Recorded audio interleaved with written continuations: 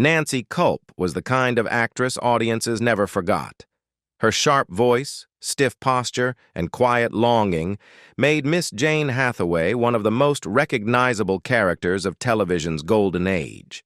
But away from the Beverly Hills mansion set, she carried secrets that could have ended her career. And in those secrets, one name kept reappearing.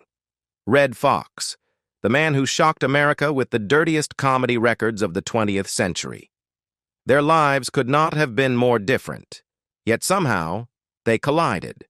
And when the truth finally surfaced, it changed everything we thought we knew about them. A life built on discipline and distance. Nancy Jane Culp was born on August 28, 1921, in Harrisburg, Pennsylvania, the only child of a family that valued education above all else. Her mother worked as a teacher and later a principal, while her grandfather served as a superintendent. These surroundings shaped her into someone who believed knowledge and discipline were the only paths forward. When the family moved to Miami-Dade County during her adolescence, Nancy carried that sense of rigor with her into new opportunities.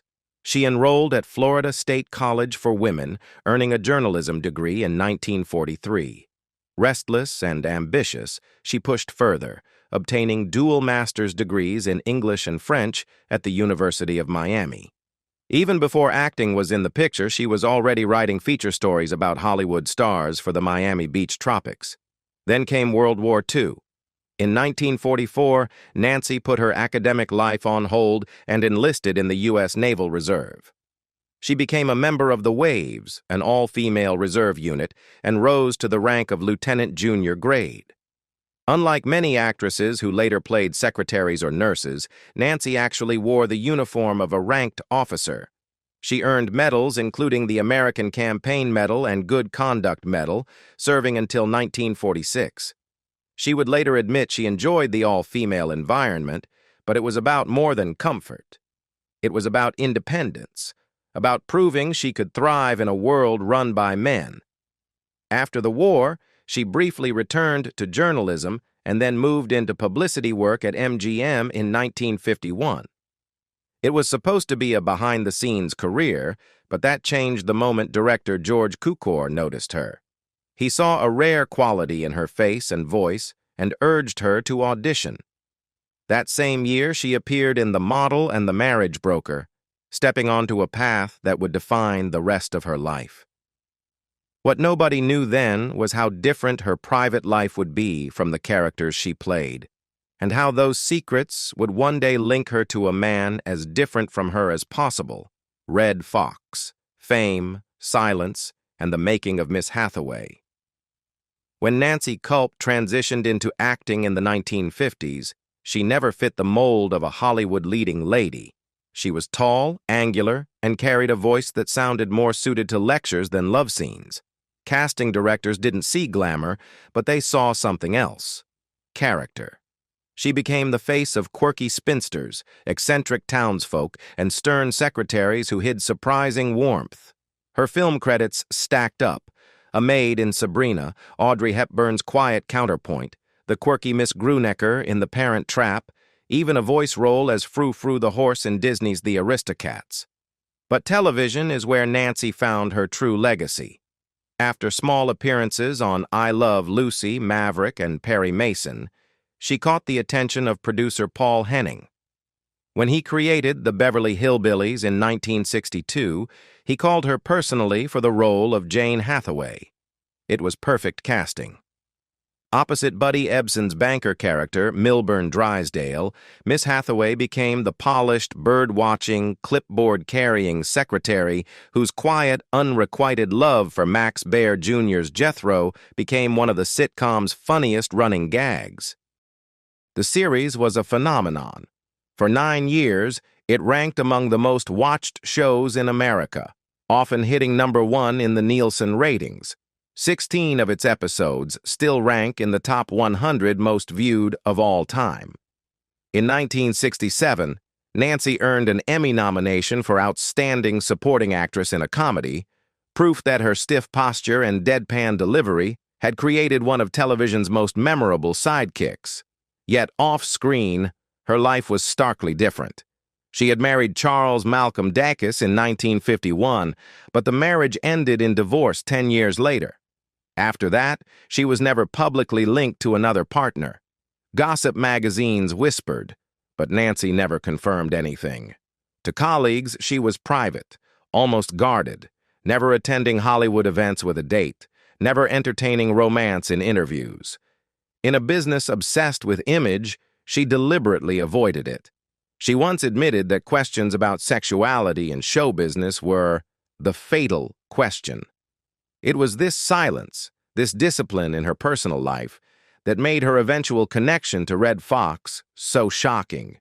Because if Nancy Culp was Hollywood's model of discretion, Red Foxx was the exact opposite. Red Foxx, poverty, hustle, and the birth of a rebel. Red Fox's story began far from the polished studios of Hollywood. Born John Elroy Sanford on December 9, 1922 in St. Louis, Missouri, his early life was shaped by hunger and abandonment. His father walked out when he was just 3, leaving his mother, Mary Hughes, to raise him and his brother. The Great Depression made everything worse.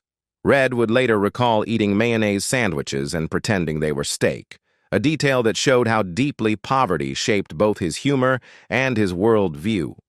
At 13, his family moved to Chicago's South Side, where he discovered music as both a lifeline and an escape.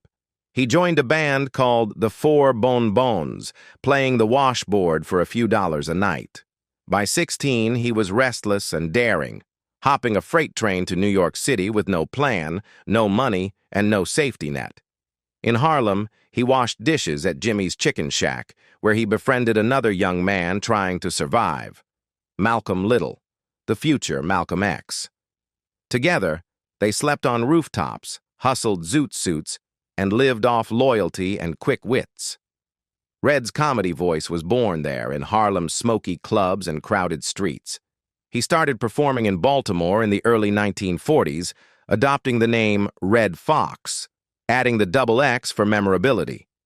By 1947, he was touring with comedian Slappy White on the black vaudeville circuit known as the Chitlin Circuit.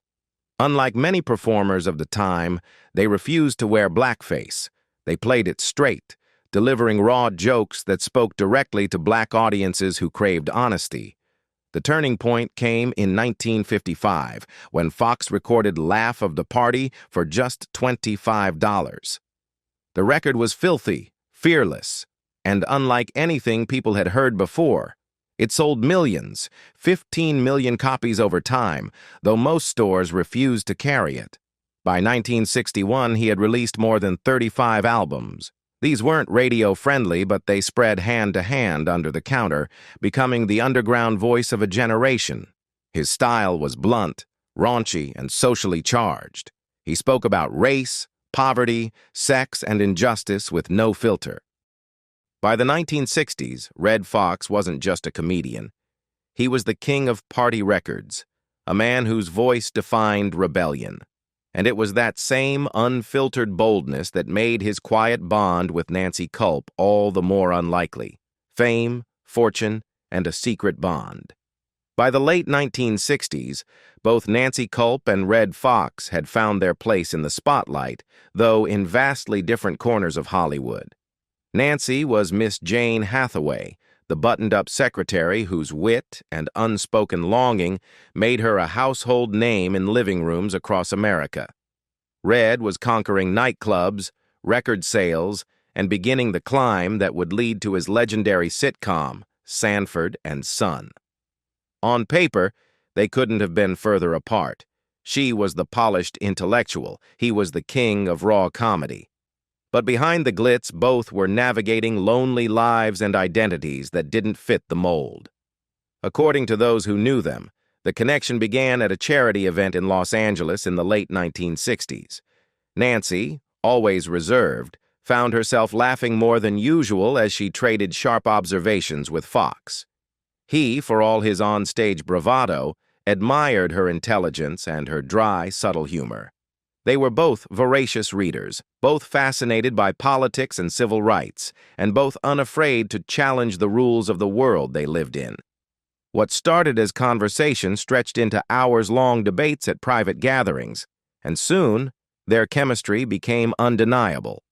But this was not a relationship they could ever show the world.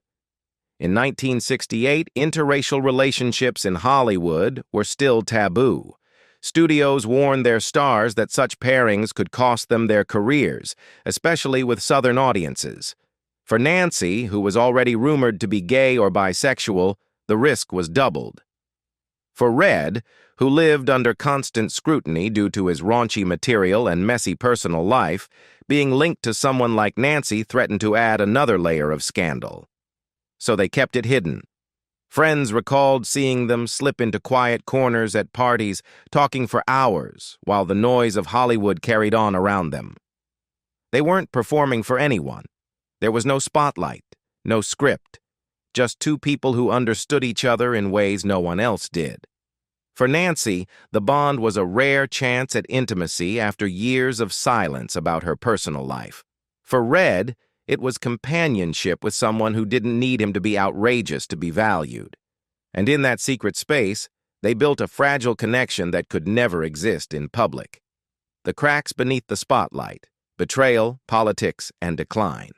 As the 1970s turned into the 1980s, the private worlds of Nancy Culp and Red Foxx began to fray under the weight of public pressure and personal battles.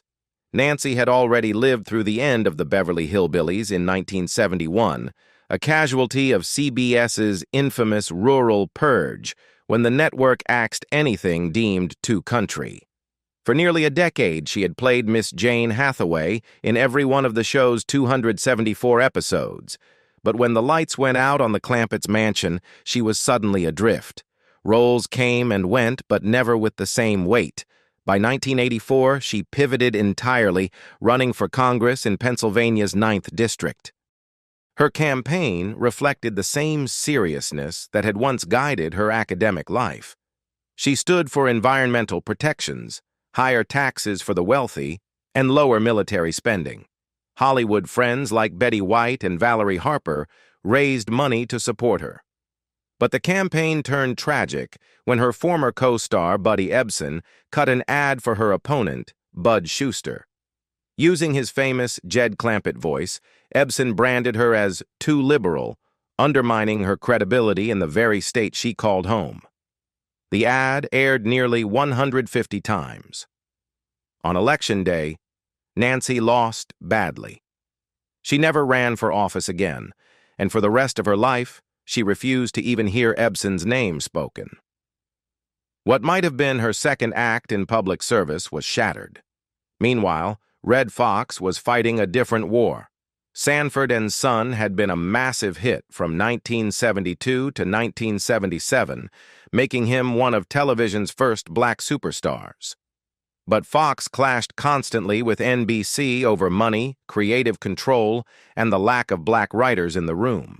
He walked off the show at its peak, sued the network, and tried to reinvent himself on ABC. His ventures failed, and the IRS soon came calling. Years of lavish spending, divorces, and unpaid taxes left him with millions in debt. In 1989, agents stormed his Las Vegas home, seizing cars, jewelry, even the watch Elvis had once given him. The image of Red Foxx standing outside in his underwear, watching his life hauled away, became a bitter symbol of how far he had fallen. Both Nancy and Red, in different ways, had been betrayed by the industry, by colleagues, and by their own choices. Yet through all the chaos, their quiet bond remained unspoken, a thread of connection in two lives unraveling at the edges. Illness, final confessions, and the end of their secret. By the late 1980s, time was running out for both Nancy Culp and Red Foxx. Nancy had retreated from Hollywood after her failed political campaign, choosing instead to teach drama at Juniata College and live quietly in Pennsylvania before relocating to Palm Springs. She poured her energy into local theater and charity work, supporting the Humane Society of the Desert and United Cerebral Palsy. To her students, she was sharp, witty, and endlessly encouraging. But behind her dignified exterior, she was fighting a battle she couldn't win. Decades of smoking caught up with her. In 1990, doctors diagnosed her with cancer. She underwent chemotherapy, but the illness spread quickly. Friends said she faced it with grace, even as her body weakened. On February 3, 1991, she passed away in Palm Desert at the age of 69. Her remains were returned to Pennsylvania, buried in the quiet soil of Mifflintown, where her story had first begun. For Red Foxx, the decline came just as swiftly.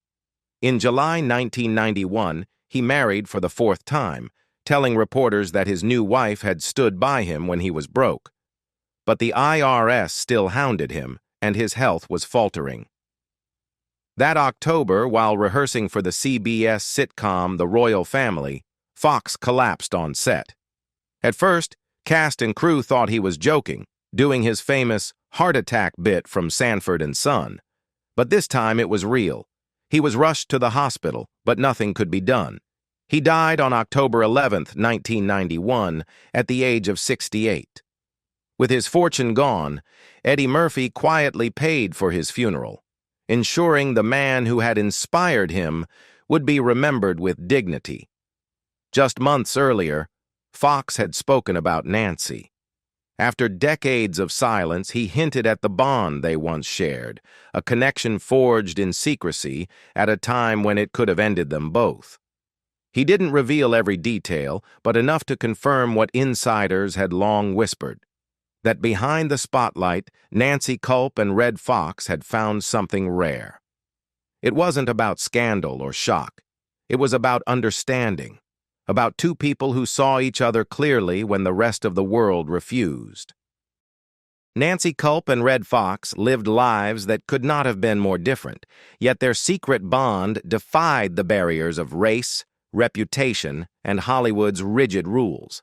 In the end, their story isn't just about fame or secrecy, it's about the cost of hiding love in a world that wouldn't accept it. What do you think? Was their silence the only way to protect what they had? Or should they have risked it all and let the world see the truth? Let me know in the comments, and don't forget to like, share, and subscribe for more untold stories.